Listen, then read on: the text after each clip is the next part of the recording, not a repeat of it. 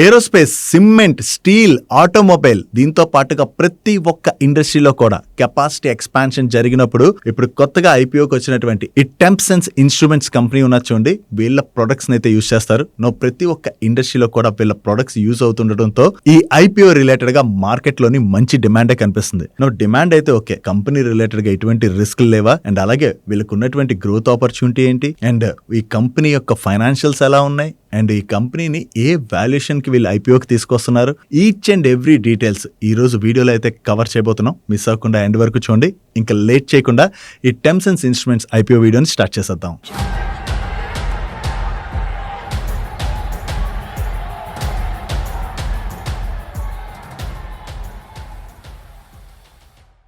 Money Purse, your trusted investment partner. ఈ టెంప్సెన్స్ instruments company గురించి మనం మాట్లాడుకోవాలంటే దీన్ని 1990లో రాజస్థాన్ జైపూర్ లో స్టార్ట్ చేశారు. అండ్ వీళ్ళు టోటల్ గా 3 సెగ్మెంట్స్ లో వీళ్ళ బిజినెస్ అయితే ఆపరేట్ చేస్తున్నారు.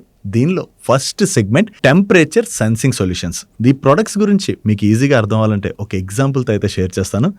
మనకి జ్వరం వచ్చింది, బాడీలో హీట్ పెరిగిపోయింది, అప్పుడు టెంపరేచర్ సెన్సింగ్ అనగానే మనకి ఏం గుర్తొస్తుంది? థర్మామీటర్ కదా మనం యూజ్ చేస్తాం. థర్మామీటర్ యూజ్ చేసి మన బాడీలో ఎంత హీట్ పెరిగిందని చెక్ చేస్తాం కదా. అలాగే మనకి ప్రతి ఒక్క ఇండస్ట్రీలో మ్యానుఫ్యాక్చరింగ్ ప్లాంట్లో ఏమవుతుంది, హీట్ జనరేట్ అవుతుంది మ్యానుఫ్యాక్చరింగ్ ప్రాసెస్ జరిగేటప్పుడు. ఈ పెరిగినటువంటి హీట్ ని ముందే గ్రహించి కంట్రోల్ చేయకపోతే ఏమవుతుంది, మ్యానుఫ్యాక్చరింగ్ ప్లాంట్ బ్లాస్ట్ అయ్యేటువంటి ప్రమాదం ఉంటుంది కదా. ఇక్కడే వీళ్ళ ప్రొడక్ట్స్ యూజ్ అవుతాయి. ఈ మ్యానుఫ్యాక్చరింగ్ ప్లాంట్ లోని హీట్ ఎంత పెరుగుతున్నది, అండ్ అలాగే ఆ హీట్ ని కంట్రోల్ చేయడం, వీటన్నిటి రిలేటెడ్ గా యూజ్ చేసేటువంటి ప్రొడక్ట్స్ ఏవైతే ఉన్నాయో అది వీళ్ళ first segment temperature sensing solution segment లోని వేరియస్ ప్రొడక్ట్స్ అయితే తయారు చేస్తారు. ఆ ప్రొడక్ట్స్ లిస్ట్ ని మీరు ఇక్కడ స్క్రీన్ పై చూడొచ్చు. ఈ ప్రొడక్ట్స్ ని ఖచ్చితంగా మ్యానుఫ్యాక్చరింగ్ ప్లాంట్స్ బిల్డ్ చేసేటప్పుడు అయితే యూజ్ చేస్తారు, అండ్ అలాగే కెపాసిటీ ఎక్స్పాన్షన్స్ చేసేటప్పుడు కూడా యూజ్ చేస్తారు. దాంతో ఈ సెగ్మెంట్ లోని వీళ్ళకి మంచి బిజినెస్ జరుగుతుంది. వీళ్ళ second segment electrical heating solutions. Electrical heating solutions గురించి మనకు అర్థం అవ్వాలంటే సింపుల్ గా మనకి ఒక మ్యానుఫ్యాక్చరింగ్ ప్లాంట్ ఉన్నది. ఫర్ ఎగ్జాంపుల్ మనం మాట్లాడుకోవాలంటే ఏరోస్పేస్ ఇండస్ట్రీ కావచ్చు, పెట్రోకెమికల్స్ కావచ్చు, ఫార్మాసిటికల్ కావచ్చు. ఈ ఇండస్ట్రీస్ లోని మ్యానుఫ్యాక్చరింగ్ చేసేటప్పుడు ఏంటి, హీట్ జనరేట్ చేయవలసి ఉంటది కదా. హీట్ జనరేట్ చేసినప్పుడే మ్యానుఫ్యాక్చరింగ్ ప్రాసెస్ అన్నది అవుతుంది. ఈ హీట్ జనరేట్ చేసేటప్పుడు ట్రెడిషనల్ ప్రాసెస్ లో గనక హీట్ జనరేట్ చేశారనుకోండి, కార్బన్ ఎమిషన్ అన్నది చాలా ఎక్కువగా జరుగుతుంది. కంపెనీస్ అన్ని కూడా నెట్ జీరో సైడ్ అయితే మూవ్ అవుతున్నాయి కదా. అలా మూవ్ అవ్వాలంటే వాళ్ళు హీట్ ఎలా జనరేట్ చేయాలి, ఎలక్ట్రికల్ హీటింగ్ సొల్యూషన్స్ ద్వారా వాళ్ళు హీట్ ని జనరేట్ చేయవలసి ఉంటుంది.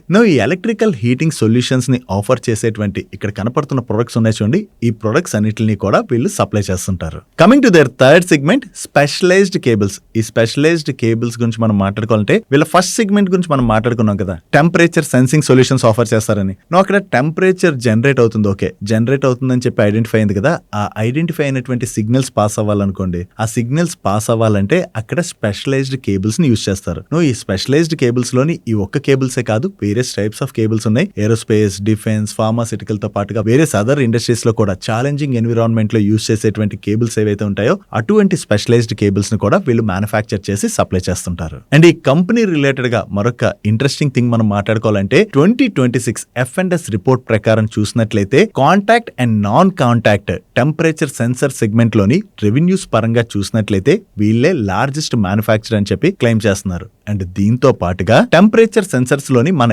ఇండియాలోని వీళ్ళకి 10.5% మార్కెట్ షేర్ ఉన్నదని, and non contact temperature sensor segment లోని వీళ్ళకి 21% పైనే మార్కెట్ షేర్ ఉన్నట్టుగా వీళ్ళు క్లెయిమ్ చేస్తున్నారు. ఈ నాన్ కాంటాక్ట్ టెంపరేచర్ సెన్సర్స్ ని మ్యానుఫ్యాక్చర్ చేసేటువంటి వన్ అండ్ ఓన్లీ కంపెనీ ఇండియాలో వీళ్ళదే అని చెప్పి వీళ్ళు క్లెయిమ్ చేయడం జరిగింది. వీటితో పాటుగా fibre optic temperature sensors and అలాగే ప్రొఫైలింగ్ థర్మల్ సిస్టమ్స్ ని మన ఇండియాలో మ్యానుఫ్యాక్చర్ చేసేటువంటి ఏకైక కంపెనీ ఇదే అని చెప్పి వీళ్ళ ఆర్హెచ్పీలో మెన్షన్ చేయడం జరిగింది. దీన్ని బట్టి మనకేం అర్థమవుతుంది, ఈ కంపెనీ హై ఎంట్రీ బ్యారియర్ ఉన్నటువంటి సెగ్మెంట్స్ లోని వీళ్ళ బిజినెస్ అయితే ఆపరేట్ చేస్తుంది. దాంతోనే మనకి ఐపీఓ రిలేటెడ్ గా మార్కెట్ లో చాలా మంచి డిమాండ్ కూడా కనిపిస్తుంది.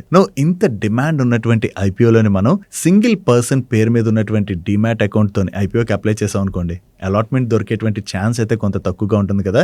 అందుకని మీ పేరు మీదే కాకుండా మీ ఫ్యామిలీ మెంబర్స్ పేరు మీద కూడా ఐపీఓకి అప్లై చేసినట్లయితే అలాట్మెంట్ దొరికేటువంటి ఛాన్సెస్ పెరిగే అవకాశం అయితే ఉన్నది.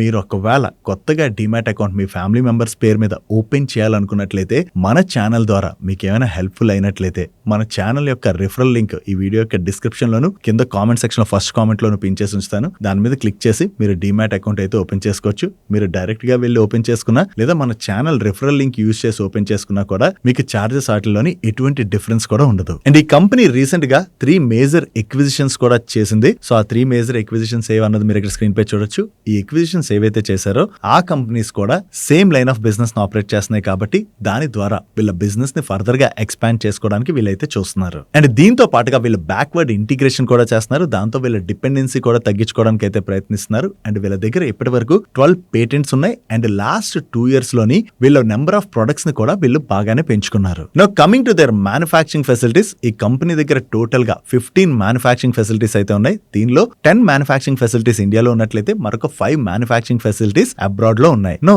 ఓవరాల్ గా ఈ కంపెనీ 80 కంట్రీస్ కి ఎక్స్పోర్ట్స్ కూడా చేస్తుంది. నో వీళ్ళ రెవెన్యూ బ్రేకప్ మీరు చూసినట్లయితే వీళ్ళకి ఇండియా నుంచి 71% పైనే రెవెన్యూ కంట్రిబ్యూషన్ వస్తున్నట్లయితే ఇంటర్నేషనల్ నుంచి వీళ్ళకి 28% పైనే రెవెన్యూ కంట్రిబ్యూషన్ అయితే వస్తుంది. అండ్ దీంతో పాటుగా మెక్సికోలో ఆల్రెడీ వీళ్ళకి ప్రెజెన్స్ ఉన్నది. ఫర్దర్ గా కూడా ప్రెజెన్స్ ఎక్స్పాండ్ చేసుకోవడానికి చూస్తున్నాం అని చెప్పి మేనేజ్మెంట్ చెప్తుంది. దీంతో పాటుగా రిమైనింగ్ అదర్ కంట్రీస్, యూరోప్ లోని కొన్ని కంట్రీస్ కి అండ్ దీంతో పాటు మరికొన్ని కంట్రీస్ కి కూడా వీళ్ళ ప్రెజెన్స్ ని ఫర్దర్ గా ఎక్స్పాండ్ చేయడానికి చూస్తున్నట్టుగా మేనేజ్మెంట్ షేర్ చేయడం జరిగింది. కమింగ్ టు దేర్ కస్టమర్స్, వీళ్ళ దగ్గర ప్రెసెంట్ టోటల్ గా 3800 కస్టమర్స్ ఉన్నారు. అండ్ ఏప్రిల్ 2023 నుంచి మార్చ్ 2026 మధ్యన అంటే లాస్ట్ 3 years లోని వీళ్ళు 1000 కస్టమర్స్ ని కూడా యాడ్ చేయడం జరిగింది. అండ్ వీళ్ళకి టాప్ 10 కస్టమర్స్ దగ్గర నుంచి 18% పైన రెవెన్యూ కంట్రిబ్యూషన్ అయితే వస్తుంది. ఈ ఐపీఓలో ఫర్దర్ డీటెయిల్స్ లోకి వెళ్లే ముందు ఇప్పటి వరకు ఈ ఐపీఓ రిలేటెడ్ ఏదైతే ఇన్ఫర్మేషన్ షేర్ చేసాం ఆ ఇన్ఫర్మేషన్ కనుక మీకు హెల్ప్ఫుల్ అయినట్లయితే మన వీడియోని మర్చిపోకుండా లైక్ చేయడానికి ప్రయత్నించండి. అండ్ మీరు ఇదే ఫస్ట్ టైం మన ఛానల్ కి వచ్చినట్లయితే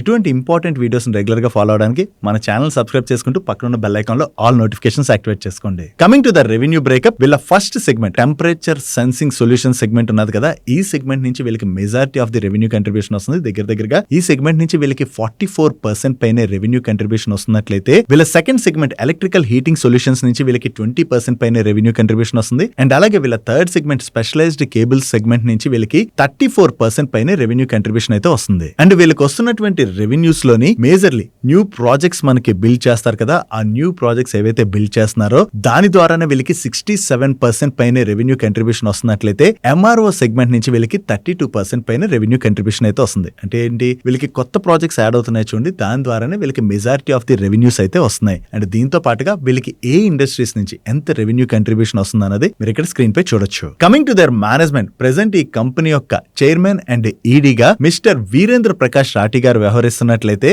ఈ కంపెనీ యొక్క ఎండీగా వినయ్ రాఠీ గారు వ్యవహరిస్తున్నారు. రిమైనింగ్ మేనేజ్మెంట్ డీటెయిల్స్ ని మీరు ఇక్కడ స్క్రీన్ పై చూడొచ్చు. Coming to the share holding pattern, ఈ కంపెనీలోని వినయ్ రాఠీ గారు 30% స్టేక్ ని హోల్డ్ చేస్తున్నట్లయితే వీరేంద్ర ప్రకాష్ రాఠీ గారు 15% పైన స్టేక్ ని హోల్డ్ చేస్తున్నారు. అండ్ ఈ రాఠీ ఫ్యామిలీ ట్రస్ట్ కూడా 9% పైన స్టేక్ ని హోల్డ్ చేస్తుంది. అంటే టోటల్ గా ఈ కంపెనీలో స్టేక్ లో మెజారిటీ ఆఫ్ ది స్టేక్ ని ఈ రాఠీ ఫ్యామిలీయే హోల్డ్ చేస్తుంది. And remaining share holders details ని మీరు ఇక్కడ స్క్రీన్ పై చూడొచ్చు. Coming to the IPO details, ఇది complete book building type IPO.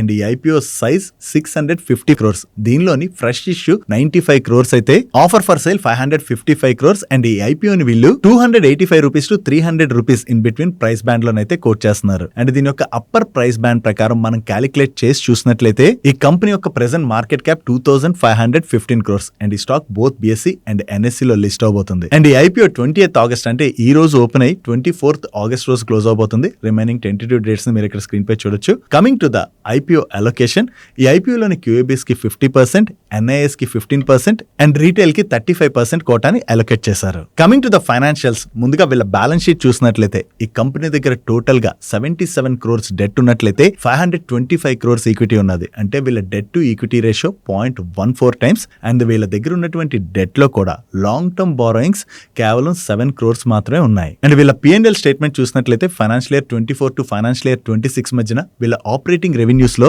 27% CAGR లో గ్రోత్ డెలివర్ చేసినట్లయితే ఆపరేటింగ్ ఎబిటాలో 35% CAGR లో గ్రోత్ డెలివర్ చేశారు. అండ్ ప్యాట్ లో 31% CAGR చొప్పున గ్రోత్ డెలివర్ చేయడం జరిగింది. అండ్ మార్జిన్స్ విషయంకి వచ్చేసరికి వీళ్ళు కన్సిస్టెంట్ గా 20 to 22% in between between EBITDA margins generate చేసినట్లయితే 15-16% in between Pat margins generate చేస్తున్నారు. అండ్ వీళ్ళు కంటిన్యూస్ గా positive cash flow from operations అయితే జనరేట్ చేస్తున్నారు. నో వాల్యుయేషన్స్ గురించి మనం డిస్కస్ చేసుకునే ముందుగా ఈ కంపెనీ రిలేటెడ్ గా ఉన్నటువంటి రిస్క్ రిలేటెడ్ గా మనం మాట్లాడుకుందాం. ఇందాక ఐపీఓ డీటెయిల్స్ మనం మాట్లాడుకున్నప్పుడు ఈ ఐపీఓ టోటల్ ఇష్యూ సైజ్ లోని మెజారిటీ ఆఫ్ ది పోర్షన్ ఉన్నది ఓఎఫ్ఎస్ఏ ఉన్నది కదా. నువ్వు ఓఎఫ్ఎస్ లో మెజారిటీ పోర్షన్ ఉన్నదంటే మనకి కంపెనీ యొక్క బ్యాలెన్స్ షీట్ లోకి డబ్బులు అయితే రావట్లేదు కదా. ఐపీఓ ద్వారా వీళ్ళు ఏదైతే ఫండ్ రైజ్ చేస్తున్నారో దానిలో మెజారిటీ ఆఫ్ ది పోర్షన్ మనకి స్టేక్ సెల్ చేయడం ద్వారా ప్రమోటర్స్ కొంత లిక్విడేట్ చేసుకుంటున్నట్టుగా కనపడుతుంది కదా. దీని రిలేటెడ్ గా వీళ్ళ మేనేజ్మెంట్ అడిగినటువంటి క్వశ్చన్ కి వీళ్ళు ఏం చెప్తున్నారంటే 1990లో వీళ్ళ కంపెనీని స్టార్ట్ చేశారని మాట్లాడుకున్నాం కదా. ఆ టైంలోని 4 ఫ్రెండ్స్ కలిపి ఈ కంపెనీని అయితే స్టార్ట్ చేశారు. బట్ ప్రెసెంట్ చూసినట్లయితే రాఠీ ఫ్యామిలీ ఏదైతే ఉన్నదో వీళ్ళే ఈ కంపెనీలో మెజారిటీ స్టేక్ ని హోల్డ్ చేస్తున్నారు కదా.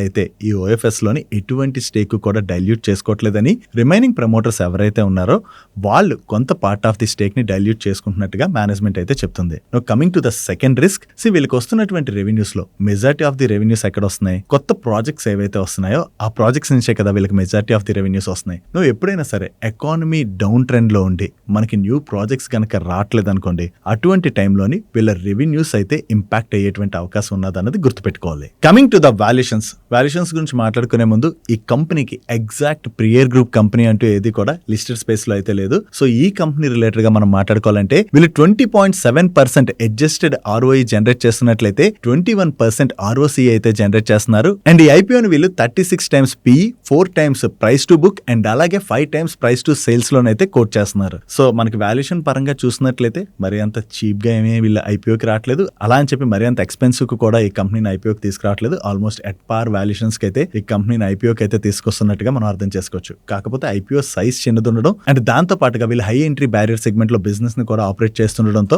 ఐపీఓ రిలేటెడ్ గా అయితే మంచి డిమాండ్ కనిపిస్తుంది. That's it for today's IPO video guys. And IPO వీడియోలో మేము షేర్ చేసిన ఇన్ఫర్మేషన్ మీకు హెల్ప్ఫుల్ అయినట్లయితే మన వీడియోని లైక్ చేస్తూ మీరు కొత్తగా మన మనీ పర్స్ ఛానల్ కి వచ్చినట్లయితే ఇటువంటి ఇంట్రెస్టింగ్ వీడియోస్ రెగ్యులర్ గా ఫాలో అవడానికి మన ఛానల్ సబ్స్క్రైబ్ చేసుకుని పక్కన బెల్ ఐకాన్ లోని ఆల్ నోటిఫికేషన్స్ యాక్టివేట్ చేసుకుని మర్చిపోకండి. నేను చంద్రశేఖర్ పత్రి మరొక ఇంట్రెస్టింగ్ వీడియోతో కలుద్దాం. By by.